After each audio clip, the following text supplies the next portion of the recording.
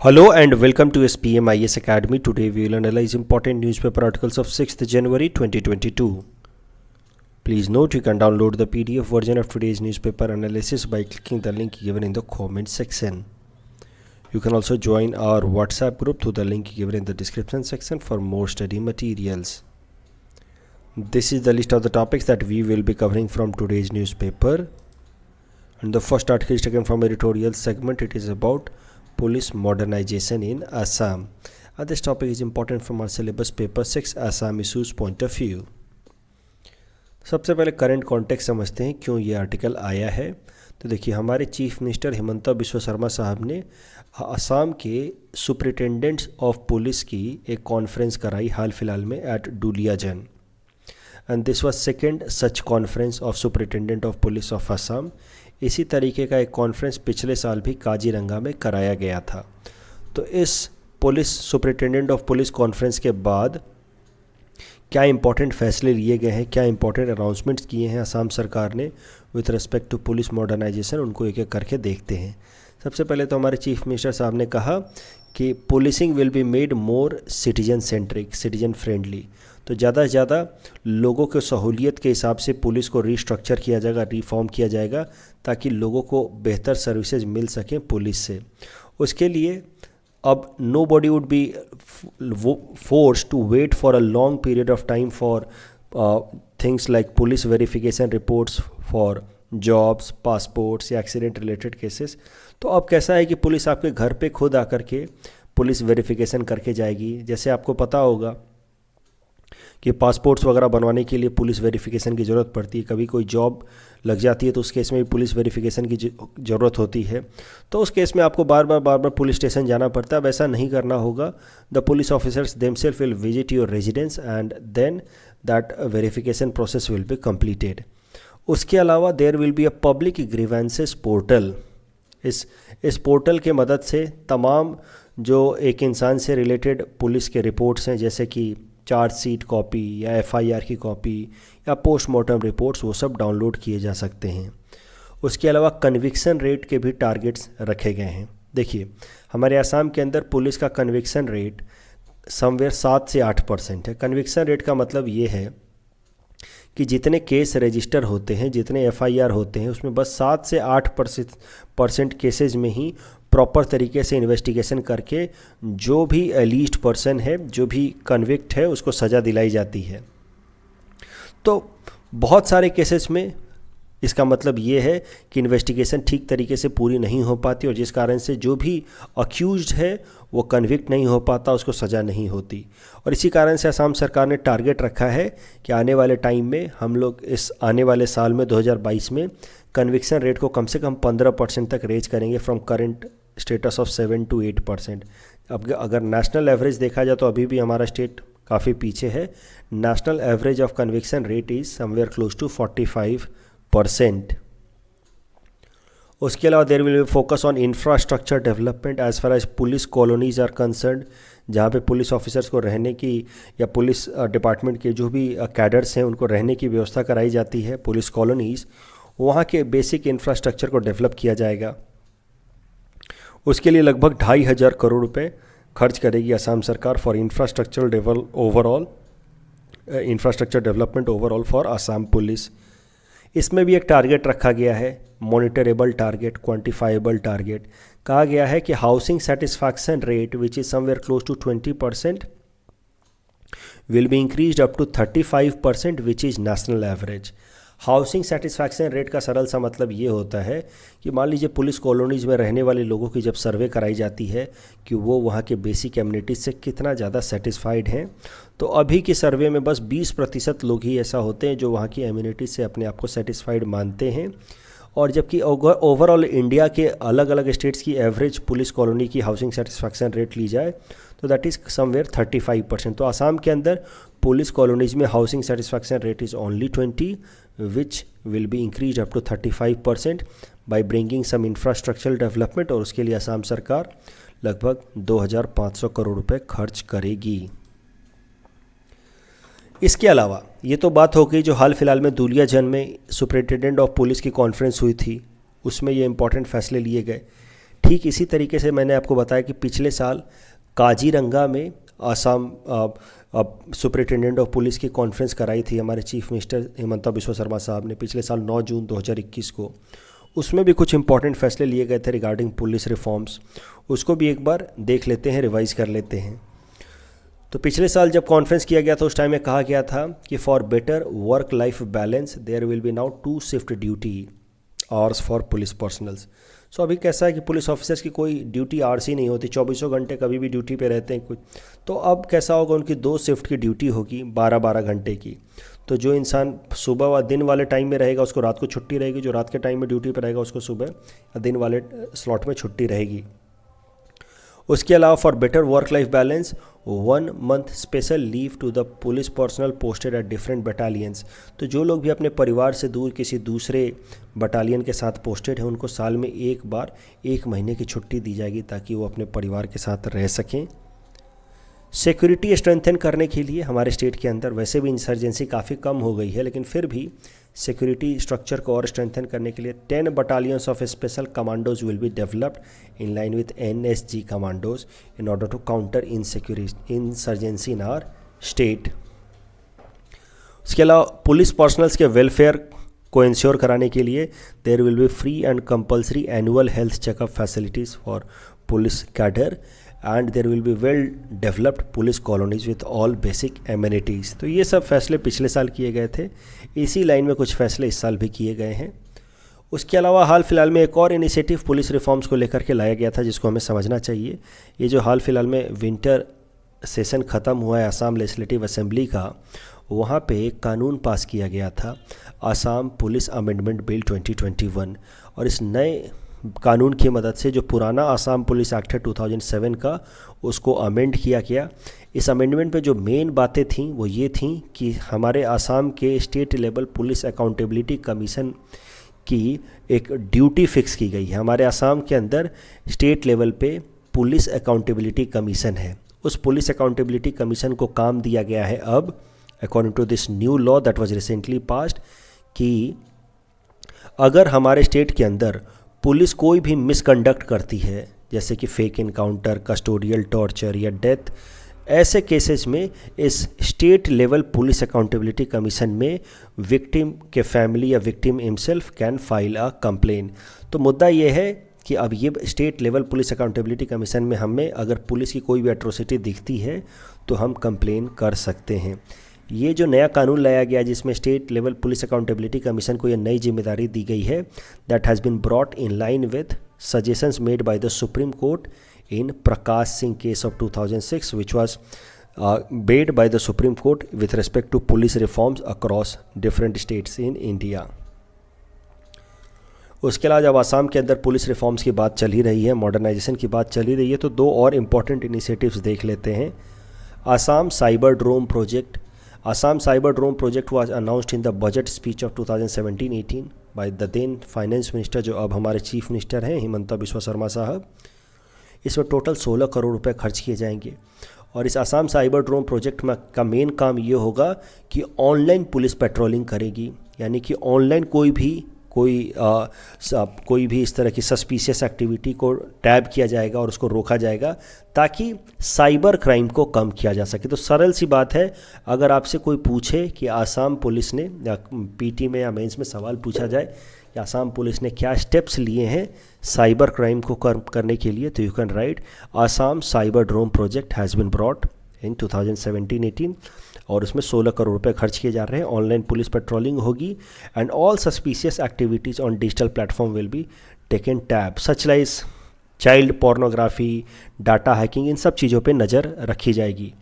इसमें private agencies की भी मदद ली जाएगी, प्राइवेट एथिकल हैकर्स या IT कंपनीज़ की भी आसाम साइबर ड्रोन प्रोजेक्ट में मदद ली जाएगी। आपको एक बात और समझनी चाहिए कि जो साइबर ड्रोन प्रोजेक्ट है आसाम का, it has been brought in line with the cyber drone project of Kerala police. इसी तरीके का केरला पुलिस एक प्रोजेक्ट लेकर के आई जिसको फिर हमारे स्टेट आसाम में रेप्लिकेट किया जा रहा है। साइबर ड्रोन ऑफिस, आप देखिए यहाँ पे, ये cyber drone office was opened at a special branch police headquarter in Kahilapara in Guwahati. It was opened under Moitri project. आपको मोइत्री प्रोजेक्ट भी जानना चाहिए. Moitri project has been started by Assam government for modernisation of police stations of Assam. इस topic के basis पे ये prelims practice question हमने आपको दे रखा है. Please attempt this question and you can submit the answer in the comment section. The next article is taken from international segment. It is about India-Israel relations, and this topic is important from our syllabus paper 3 international relations point of view. It is also very important for political science optional students. तो देखिए current news क्या है. Current news ये है कि India has initiated a dialogue process with Israel in order to conduct a free trade agreement with Israel. तो Israel के साथ अब बातचीत शुरू हो गई है ताकि इजराइल के साथ एक फ्री ट्रेड एग्रीमेंट साइन किया जा सके. फ्री ट्रेड एग्रीमेंट आप जानते ही होंगे. It is a kind of agreement और अ पैक्ट बिटवीन 2 और more nations which reduce trade barriers. तो बेहतर से बेहतर ट्रेड हो सके, आराम से ट्रेड हो सके बिना किसी ट्रेड या टैरिफ या नॉन टैरिफ बैरियर के. इसको हम लोग कहते हैं फ्री ट्रेड एग्रीमेंट, जिसमें दोनों ही देश, मान लीजिए कि 2 देश हैं या आपस में फ्री ट्रेड एग्रीमेंट साइन करते हैं तो तमाम तरह के जो ट्रेड को लेकर के रिस्ट्रिक्शंस होते हैं वो दोनों ही देश कम कर देते हैं ताकि फ्रीली दोनों देशों के बीच में ट्रेड हो सके. तो of course the concept of free trade agreement is opposite of trade protectionism. जब कोई भी देश ट्रेड बैरियर्स को इंक्रीज़ करता है, मान लीजिए इंपोर्ट ड्यूटी बहुत ज़्यादा बढ़ाने लगे या कोटा रिस्ट्रिक्शंस लगाए, जिसको हम लोग प्रोटेक्शनिज्म कहते हैं, उसके ठीक अपोजिट होता है free trade agreement which is trade liberalism. अगर इंडिया के अंदर फ्री ट्रेड एग्रीमेंट की बात की जाए तो इंडिया ने कई सारे देशों के साथ already free trade agreement sign कर रखा है.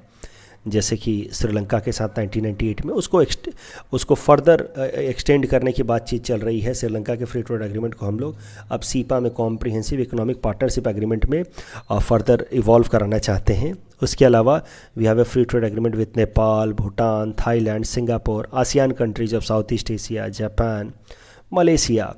We have a free trade agreement with Mercosur group also. Mercosur group, ये देखिए, ये साउथ अमेरिका की कंट्रीज़ हैं. ब्राज़ील, पराग्वे, उरुग्वे और अर्जेंटीना, इन्होंने मिल करके कॉमन कस्टम्स यूनियन बनाया है मर्कोसर.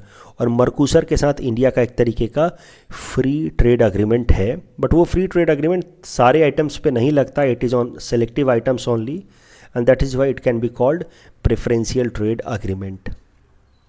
तो ये तो बात हो गई कि किन किन देशों के साथ इंडिया का फ्री ट्रेड एग्रीमेंट है. और मौजूदा न्यूज़ ये है कि इंडिया इजराइल के साथ फ्री ट्रेड एग्रीमेंट नेगोशिएट कर रहा है. यहाँ पे अलग अलग तरीके के इकोनॉमिक इंटीग्रेशन किस किस लेवल के हो सकते हैं. प्रेफरेंशियल ट्रेड एग्रीमेंट, जिसमें कुछ लिमिटेड आइटम्स पे ड्यूटी फ्री या कोटा फ्री ट्रेड होता है, जिसमें निगेटिव लिस्ट पब्लिश की जाती है. आई होप आपको ये सब बातें पता होंगी. फिर होता है फ्री ट्रेड एग्रीमेंट, जिसमें ज़्यादातर आइटम पे duty free, quota free trade होता है या बहुत लिबरलाइज कर दिया जाता है ट्रेड या ड्यूटीज़ को. तो उसको हम लोग कहते हैं free trade agreement. Free trade agreement में निगेटिव लिस्ट होता है, जबकि प्रेफरेंशियल ट्रेड एग्रीमेंट में there is a positive list, यानी कि गिने चुने आइटम पे ट्रेड होता है, जबकि फ्री ट्रेड एग्रीमेंट में गिने चुने आइटम पे ही लिमिटेशन होता है. उसके अलावा there are customs union, common market, economic union, different level of economic integration, जो मैंने यहाँ पे एक्सप्लेन कर रखा है.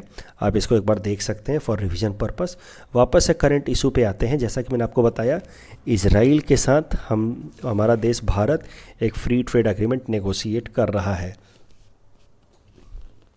इस साल के लिए 2022 के लिए इजराइल एक इम्पॉर्टेंट नेशन है, देश है, as far as our coming civil services exams are concerned, क्योंकि इंडिया और इजराइल के डिप्लोमेटिक रिलेशंस के 30 साल पूरे हो गए हैं. And that is why India Israel relations are important topic this year.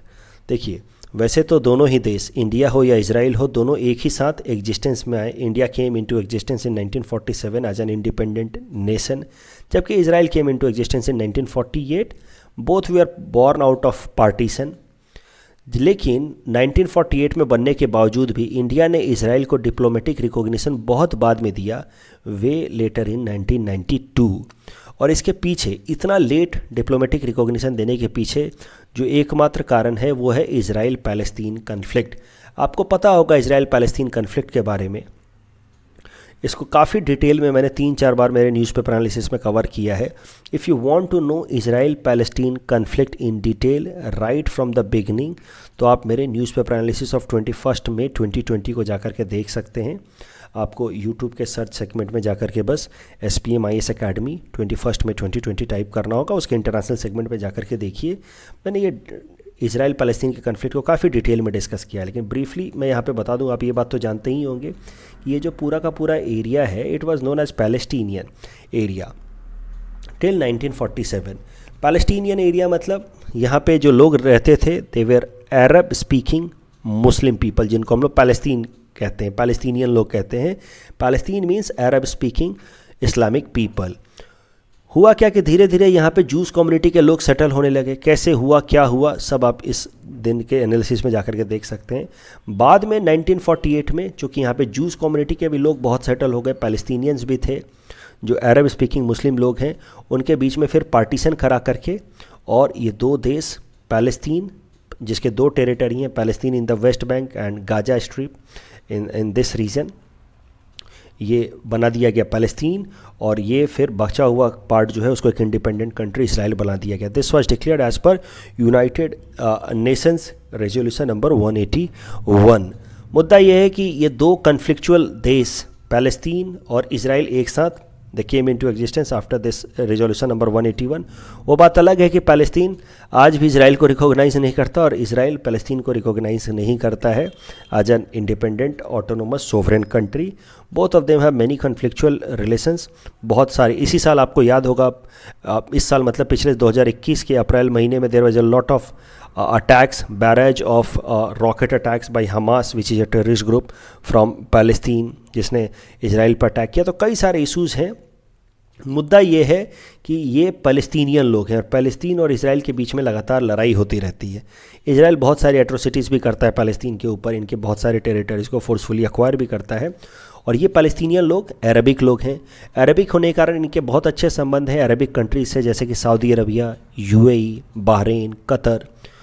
तो अब ये इंडिया के लिए एक प्रॉब्लमेटिक बात हो गई। ध्यान से समझिए, पैलेस्तीन और इसराइल के बीच में दुश्मनी है, ठीक है जी, because of their cultural differences and just because they have been created out of partition of the same land. तो ठीक जैसे इंडिया पाकिस्तान की हालत है वैसे इसराइल पैलेस्तीन। अब उसके बाद Palestine is very close to Saudi Arabia, UAE। क्यों? क्योंकि both are Arabic countries, Bahrain, जबकि Israel is very close to US as well as other western European countries like Britain and France. तो इस कारण से इंडिया के लिए एक प्रॉब्लमेटिक सिनेरियो बन चुका था ये इसराइल पैलेस्तीन का कन्फ्लिक्ट, क्योंकि अगर हम पूरी तरह से इसराइल का साथ देते हैं तो फिर हमें सऊदी अरबिया, UAE इनके साथ रिलेशंस को मैनेज कर पाना मुश्किल हो जाएगा। अगर हम पैलेस्तीन का साथ देते हैं तो फिर हमें इसराइल जैसा कि इम्पॉर्टेंट पार्टनर हमें मिस करना होगा, जो कि टेक्नोलॉजिकली काफ़ी इक्विप्ड है, जो इंडिया की काफ़ी मदद कर सकता था अगेंस्ट टेररिज्म या फिर वाटर यूज एफिशिएंसी वाले मैटर्स में। लेकिन फिर भी we prefer to have alliances with Palestine और we respected Palestinian sovereignty because we wanted to sustain the interest of Saudi Arabia, Bahrain, क्योंकि वो हमारे लिए तब तक इम्पॉर्टेंट थे। बहुत लेट जाकर के 1992 में इंडियन फॉरेन पॉलिसी इतनी, आप समझिए, कॉन्फिडेंट हुई, specially after LPG reforms also, जब हमने इसराइल को भी रिकॉग्निशन दे दिया। अदरवाइज हमारे लिए पैलेस्तीन एक कंट्री पहले से था। We had given diplomatic identification to Palestine, but we gave diplomatic identification और recognition to Israel very late in 1992। Israel हमारे लिए ज़रूरी क्यों है? क्योंकि Israel is our major defence partner. देखिए, इसराइल काफ़ी छोटा सा देश है लेकिन टेक्नोलॉजिकली काफ़ी एडवांस है, खासकर डिफेंस इक्विपमेंट्स बनाने में। और यही कारण है कि बहुत सारे इंपॉर्टेंट डिफेंस इक्विपमेंट जैसे कि बराक 8 या स्पाइडर, जो ये सब मिसाइल्स हैं, सरफेस टू एयर ये सब मिसाइल्स हैं, बराक 8 या स्पाइडर, जो हमारे सरफेस, जो हमारे एयर डिफेंस सिस्टम का काम करते हैं, बराक 8 या स्पाइडर, ये सब कुछ हमने इसराइल से मंगाया है। Falcon air warning control system भी हमने इसराइल से मंगाया। So that way Israel is turning out to be a major defence partner for India. इसलिए इसराइल ज़रूरी है। चाइना को काउंटर करने के लिए भी इसराइल ज़रूरी है, क्योंकि देखिए, इसराइल जैसा कि मैंने आपको बताया US का एक इम्पॉर्टेंट अलाई है, और इसी कारण से और अगर हमें चाइना को काउंटर करना है तो we need to develop good ties with Israel and US, then only we can bring a kind of axis against China. उसके अलावा एग्रीकल्चर कोऑपरेशन में भी इजराइल बहुत इंपॉर्टेंट हो सकता है इंडिया के लिए। आप समझिए इसको कि ये इजराइल पूरी तरह से, अगर आप इजराइल के लैंड को देखें तो ये डेजर्ट लैंड है, मतलब यहाँ पे आप सॉइल के अंदर मॉइस्चर बहुत कम है, और साथ ही साथ यहाँ पे फ्रेश वाटर की अवेलेबिलिटी भी काफ़ी कम है। There is just one sea that is known as sea of Galilee which is fresh water sea, और सी ऑफ गैलीली से होता हुआ गुजरता है जॉर्डन रिवर जो फ्रेश वाटर का सोर्स है। इसके अलावा कोई फ्रेश वाटर का सोर्स है ही नहीं इजराइल के अंदर।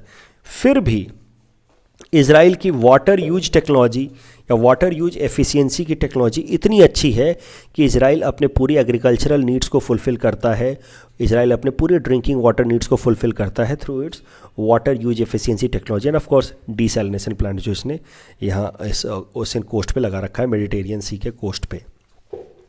तो मुद्दा यह है कि Israel can be a very good partner in the field of defence, it can be very good partner in the field of agriculture. In fact हाल फिलहाल में पिछले साल 2021 में India and Israel have signed a 3-year work programme agreement for development of agricultural cooperation also.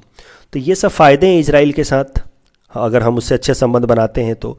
लेकिन फिर भी हमने 1992 तक इजराइल को आइडेंटिफाई नहीं किया था। उसके पीछे कारण थे अरब कंट्रीज़, क्योंकि अरब कंट्रीज़ खासकर सऊदी अरबिया या UAE they had a soft corner for Palestines, क्योंकि पैलेस्टीनियंस भी अरब्स हैं और हम लोग अरब कंट्री जैसे सऊदी अरबिया या यूएई को दुखी या अपने से नाराज़ नहीं कर सकते थे। Reason being these countries are source of India's energy security. ज़्यादातर जो हमारा क्रूड ऑयल है, India 80% of crude oil anyway comes through source of import, और ज़्यादातर हमारा क्रूड ऑयल इन्हीं अरब कंट्रीज से आता है जैसे कि कुवैत या सऊदी अरबिया से। उसके अलावा इंडियन डायस्पोरा के कई सारे लोग, इंडियन एक्सपर्ट्स इन देशों में काम करते हैं और उनको वहाँ से एम्प्लॉयमेंट अपॉर्चुनिटीज़ मिलती हैं and they send a lot of remittances to India, जो हमारे लिए फॉरेक्स रिजर्व का काम करते हो। तो इस कारण से भी ये देश हमारे लिए ज़रूरी हैं। तीसरा, इंडिया के अंदर अगर आप पॉपुलेशन देखें तो काफ़ी हेट्रोजीनस है, अलग अलग कम्युनिटी के लोग रहते हैं इंक्लूडिंग इस्लामिक कम्युनिटी के लोग। तो कुछ ऐसे रेडिकल इस्लामिक ऑर्गेनाइजेशंस हैं या पॉलिटिकल पार्टीज़ हैं जो भारत सरकार को हमेशा कंडेम करने में लगे रहते हैं कि भारत सरकार एंटी इस्लाम है, और इन सब वल्नरेबिलिटीज़ के कारण भारत सरकार ने 1992 तक इजराइल को रिकॉग्नाइज़ नहीं किया एज ए कंट्री। क्योंकि अगर हम इजराइल को रिकॉग्नाइज़ करते तो भारत सरकार के ऊपर एलिगेशन लगाए जा सकते थे कि भारत सरकार जो है एंटी अरब है, इजराइल को आइडेंटिफाई कर रही है जो अरब लोगों के खिलाफ एट्रोसिटीज़ करता है, और एंटी अरब मतलब एंटी मुस्लिम है। और इससे कैसा कि पाकिस्तान का क्लेम और ज़्यादा मजबूत हो जाता। तो इजराइल को ना आइडेंटिफाई करने के पीछे कहीं ना कहीं हमारा एक तरह का डर कि कहीं हमें एंटी मुस्लिम ब्रांडिंग ना दी जाए।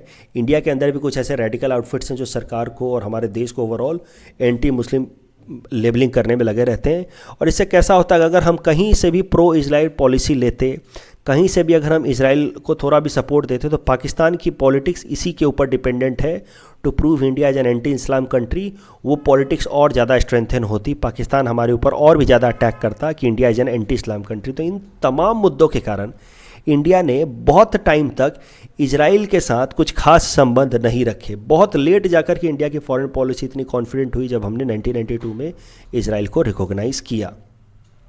तो पूरा मुद्दा ये है कि वेस्ट एशिया के अंदर ये जो इजराइल और पैलेस्तीन का कन्फ्लिक्ट है, ये इंडिया के लिए काफ़ी डिफ़िकल्ट सिचुएशन क्रिएट करता है। India has to balance its interest between the two sides, और एक काफ़ी बैलेंस्ड अप्रोच रखना पड़ता है इंडिया को, ताकि इजराइल के साथ भी रहे यूएस और इजराइल और जो वेस्ट यूरोपियन कंट्री जो उनके साथ भी इंडिया के अच्छे संबंध बने रहे, साथ ही साथ अरब कंट्रीज़ के साथ भी हमारे संबंध ना बिगड़े। धीरे धीरे इंडिया की अप्रोच बदली, जैसा कि मैंने आपको बताया 1992 में जाकर के we became more confident, we gave diplomatic recognition to Israel. इस 1992 में डिप्लोमेटिक रिकॉग्निशन और बिंग गिवन टू इजराइल के पीछे एलपीजी रिफॉर्म्स का भी काफ़ी ज़्यादा काम रोल था। एलपीजी रिफॉर्म के बाद we were now looking for more and more trade, liberalised economy, और उसके लिए हमें वेस्टर्न यूरोपियन कंट्री और यूएस की मदद की ज़रूरत थी। और these countries are very good friend of Israel and that is why we gave diplomatic recognition to Israel also. उसके अलावा इजराइल ने इंडिया की काफ़ी मदद की ड्यूरिंग कारगिल वॉर, जब उन्होंने हमें सैटेलाइट इमेजेस भेज करके जो हमारे कारगिल एरियाज़ में इंट्रूडर्स घुसे हुए थे, घुसपैठिया, उनकी लोकेशन उन्होंने बताई, जिससे हमारे एयर फोर्सेस को काफ़ी मदद मिली। और इसके बाद 2003 में भारत सरकार ने फाइनली जो काफ़ी एक समझिए कि पैसिव अप्रोच था इजराइल को लेकर के, उसको एक्टिव करने की कोशिश की और इजराइल के प्रधानमंत्री एरियल शैरोन को पहली बार इंडिया में इनवाइट किया गया। हमारे प्रधानमंत्री अटल बिहारी वाजपेयी जी ने उनको इनवाइट किया। हमारे प्रधानमंत्री उस टाइम के अटल बिहारी वाजपेयी जी ने इजराइल को इंडिया का नेचुरल अलाइज बताया। नेचुरल अलाइज इसलिए बताया क्योंकि उनका मानना था कि दोनों ही देश एक ही जैसे हालात में पैदा हुए हैं, both were born out of partition and both countries face existential threat मतलब permanent threat of terrorism. India को थ्रेट ऑफ टेररिज्म मिलता रहता है from the surrounding regions like Pakistan, especially from Pakistan occupied Kashmir region, जहाँ पे कई सारे टेररिस्ट ग्रुप्स रहते हैं। उसके अलावा इजराइल को कई सारे इस तरह के टेररिस्ट थ्रेट्स मिलते रहते हैं from nearby regions, specially a terrorist group Hamas. तो इन सब कारणों से हमारे प्रधानमंत्री अटल बिहारी वाजपेयी जी ने इजराइल और इंडिया को नेचुरल अलाइज बताया। 2017 में जाकर के हमारे प्रधानमंत्री Narendra Modi when he visited Israel he became the first Indian prime minister to visit Israel. तो मुद्दा ये है कि धीरे धीरे हम लोग प्रो इजराइल पॉलिसी ले रहे हैं since India is becoming confident about its foreign policy with respect to West Asia. हमें लग रहा है कि हम सऊदी अरबिया और इजराइल दोनों के साथ अच्छे बैलेंस रख सकते हैं। लेकिन अब जो हाल फिलहाल में डेवलपमेंट्स हुए हैं अब्राहम एकॉर्ड्स, उसके बाद इंडिया की ये जो प्रॉब्लमेटिक सिनेरियो थी, जो बैलेंसिंग सिचुएशन थी, वो और अब बेहतर हो चुकी है। अब्राहम एकॉर्ड्स आपको पता होगा, Abraham accord is a kind of ties being developed between Israel and UAE. तो यूएई भी एक अरब कंट्री है। यूनाइटेड स्टेट्स ऑफ अमेरिका, खासकर डोनाल्ड ट्रंप के मेहनतों एफर्ट्स के बाद यूएई और इजराइल ने आपस में पीस डील साइन कर लिया and now UAE and Israel have given recognition to each other. उसके बाद यूएई के बाद बहरीन जो दूसरा अरब कंट्री है, that also joint Abraham Accords. माना जा रहा है कि सऊदी अरबिया जो अरब कंट्रीज का लीडर है, उसकी भी कोवर्ट नेगोशिएशंस चल रही हैं इजराइल के साथ। तो मुद्दा ये है कि अब पहले कैसा है कि पूरे वेस्ट एशिया में तीन अलग अलग पोलैरिटीज़ थे, तीन अलग अलग पोल थे। एक तरफ ईरान और सऊदी अरबिया जिनके बीच में दुश्मनी रहती है because of Shia and Sunni politics, और सऊदी अरबिया और इजराइल और ईरान और इजराइल के बीच में because of their Israel's anti Islam approach. लेकिन अब धीरे धीरे because of Abraham accords Saudi Arabia जो अरब कंट्रीज़ को रिप्रेजेंट करता है और इजराइल ये धीरे धीरे साथ में आ रहे हैं। तो इस कारण से इंडिया के लिए जो फॉरेन पॉलिसी मेकिंग डिफ़िकल्ट हो रही थी to balance its ties between Arabic countries and Israel, वो धीरे धीरे अब थोड़ी बहुत रिजॉल्व हो रही है, सिंपल हो रही है, स्पेशली आफ्टर अब्राहम एकॉर्ड्स। इस टॉपिक के बेसिस पे ये प्रीलिम्स प्रैक्टिस क्वेश्चन हमने आपको दे रखा है। Please attempt this question and you can submit the answer in the comment section. The next article is taken from national segment. It is about hate speech. This topic is important from our syllabus paper 3 governance point of view. तो देखिए क्या context है वो पहले देखते हैं। तो देखिए हाल फिलहाल में हरिद्वार के अंदर एक रिलीजियस कॉन्क्लेव बुलाया गया जिसका नाम था धर्म संसद। इस धर्म संसद में ज़्यादातर रेडिकल हिंदू आउटफिट ऑर्गेनाइजेशंस के लोग थे, हिंदुत्व एजेंडा को मानने वाले लोग थे, और उन्हें काफ़ी इन्फ्लेमेटरी प्रोवोकेटिव स्पीचेस दिए हैं अगेंस्ट इस्लामिक कम्युनिटी। उन्होंने बहुत सारे इससे आपत्तिजनक बातें कही हैं even against our father of the nation Mahatma Gandhi. तो इसके बाद से कई सारे एक्सपर्ट्स, लीगल एक्सपर्ट्स डिमांड कर रहे हैं कि जो लोग भी इस धर्म संसद में हिस्सा लिया था, जिन्होंने इस तरह का हेट स्पीच दिया है, उनके खिलाफ लीगल एक्शन लिया जाए।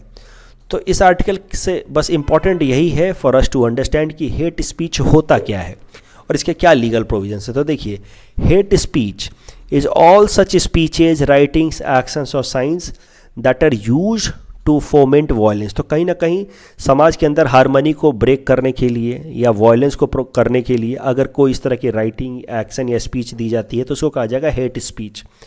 And hate speech is an punishable offence as per section 153A of IPC। तो सेक्शन 153A ऑफ IPC कहता है कि any attempt to promote enmity between different groups और any attempt to breach social harmony is a punishable offence with 3 years of imprisonment. तो hate speech के लिए याद रखना ये एक पनिशेबल ऑफेंस है under section 153A of IPC, जिसमें 3 साल तक की सज़ा हो सकती है। Next article taken from economic segment. It is about domestically systematic important banks of India, DSIB banks. This topic is important from our syllabus paper 4 Indian economy point of view. तो देखिए, हर साल जनवरी महीने में आरबीआई रिलीज करती है list of some of the banks, जिसको वो category देती है या टैग देती है डोमेस्टिकल सिस्टमेटिक इम्पॉर्टेंट बैंक। ऐसे बैंक जो हमारे देश के लिए बहुत ज़रूरी हैं, बहुत बड़े हैं और बहुत अच्छा रोल प्ले कर रहे हैं, ऐसे बैंक को वो डी सिब कैटेगरी या डोमेस्टिक सिस्टमेटिकली इम्पॉर्टेंट बैंक का वो टैग देती है आरबीआई। तो हर साल जनवरी महीने में ये डी सिब का टैग आता है। 2021-22 का भी ये टैग अब आ चुका है। 2021-22 के लिए डोमेस्टिक सिस्टमेटिकली इंपॉर्टेंट बैंक है state bank of India, ICICI bank and HDFC.